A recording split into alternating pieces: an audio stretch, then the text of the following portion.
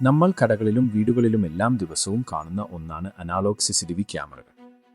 എന്നാൽ ഇവ എങ്ങനെയാണ് ദൃശ്യങ്ങൾ പകർത്തി നമ്മുടെ സ്ക്രീനിൽ എത്തിക്കുന്നതെന്ന് അറിയാമോ? വരൂ ലളിതമായി മനസ്സിലാക്കാം. ഒരു അനാലോഗ് ക്യാമറയുടെ പ്രധാന ജോലി പ്രകാശത്തെ സിഗ്നലാക്കി മാറ്റുകയാണ്.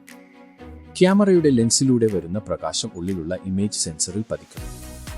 ഈ സെൻസർ പ്രകാശത്തെ ഇലക്ട്രിക്കൽ സിഗ്നലുകളാക്കി അഥവാ അനാലോഗ് വീഡിയോ സിഗ്നലുകളാക്കി മാറ്റും. ഇങ്ങനെ ഉണ്ടാകുന്ന അനാലോഗ് സിഗ്നലുകളെ ഒരു കോയാക്സിയൽ കേബിൾ വഴി DVRലേക്ക് അയക്കും.